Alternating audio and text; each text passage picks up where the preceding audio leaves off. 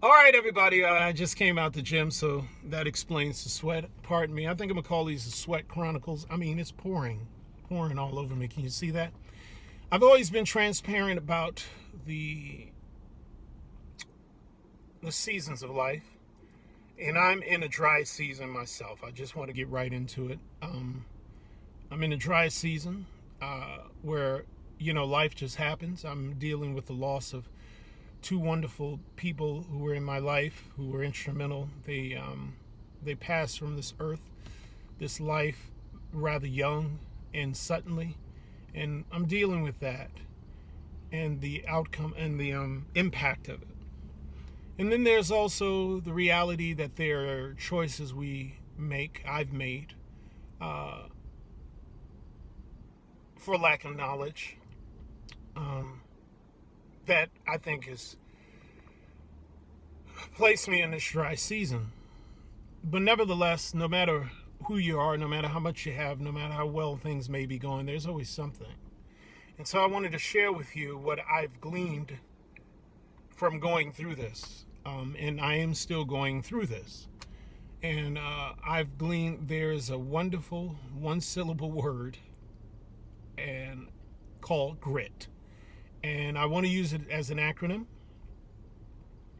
G.R.I.T, in what I think is helpful in moving you along through your dry season. Grit. G, get off your ass. That may sound crass, but there's a science to motion. There's something to grinding, to doing something consistently that requires action. Whatever it might be, but if it's consistent in its action, there's something about overcoming yourself in just this minor state. And it may not even be toward anything in particular, but just the simple fact that it is a matter of getting you to get over yourself. So my get off your ass is the gym. I never want to go to the gym. I don't care to go to the gym. But every time I do and every time I finish, I feel that much better. I feel I've accomplished something. So get off your ass. Do something. R, reach out. There's somebody somewhere that needs to hear from you, that would love to pour into you, and there's somebody out there who you can pour into. Serve someone and allow yourself to be served. Don't be so proud that you can't be served. And don't be so presumptuous that you think you can't serve somebody. You'd be shocked. In these last few days, I've just reached out to people, and wow. And I'm so glad I did, because they really needed to hear my voice, and I needed to hear their voice. And we all so happen to be going through our own peculiar dry seasons. And having someone who is partnering with you, though it may not be their specific thing, but they are going through something with you, is such a relief. Two heads are better than one. You have a community. So take advantage of it. If you don't think you do, go find a stranger. Reach out. Be intentional. This is a recap of the first two. Be intentional about getting off your ass. Be intentional about reaching out. Be intentional about your time management. Be intentional. Be intentional. Be intentional. Be intentional about your spiritual fortitude. Whatever you have to do, meditate. Keep praying. Keep praying. It may seem like the sky is made of steel all of a sudden. Keep knocking. Keep asking. Be intentional in your state of being, state of mind. Be intentional. And finally, T, Thanksgiving. My wife dropped this on me. She said, we may not have X, Y, and Z, and we may not be here or there, but boy, do we have this and this and this and this. And you know what? This and this and this and this isn't something that's fantastic and miraculous or material. It's just The gratitude of knowing I come home to people who love me. The gratitude of knowing that I have people to love on. The gratitude of knowing that, at least for now, thank God, we're in good health.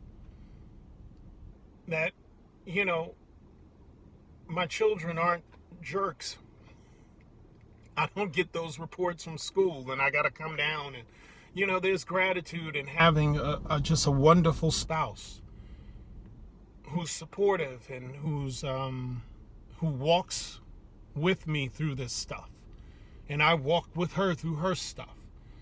There's so much to be grateful for. I remember when I witnessed a tremendous accident that involved 8 of my friends. They fell 30 feet from the air with an apparatus on their head, and we didn't know if they were going to live or they were going to ever be able to move again. Fortunately, none of that came to fruition, but I remember in the aftermath of that, how immediately all the petty crap I'd been contemplating and dealing with and the little stupid beefs I had didn't matter. And I remember how grateful I was just to be able to get up and put one foot in front of the other. How grateful I felt just to be able to breathe without obstruction.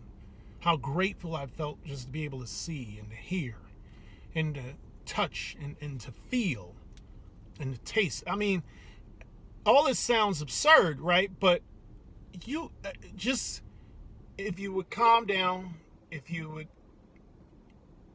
remove yourself from the pity party, you'd be shocked what you have to be thankful for.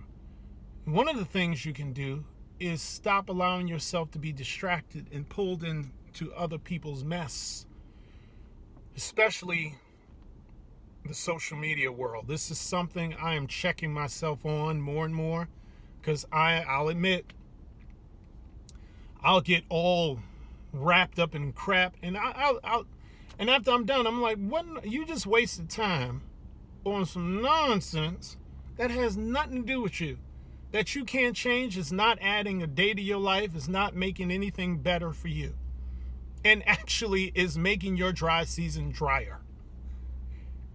Needless to say, it might come back and bite you in the behind later, because all that stuff stays out there. That's what I wanted to share with you. G.R.I.T, grit. Hold fast to grit. Remember, it's just the season. The sun has to come on out. It can't be dark all the time. I love you all. Thank you for tuning in.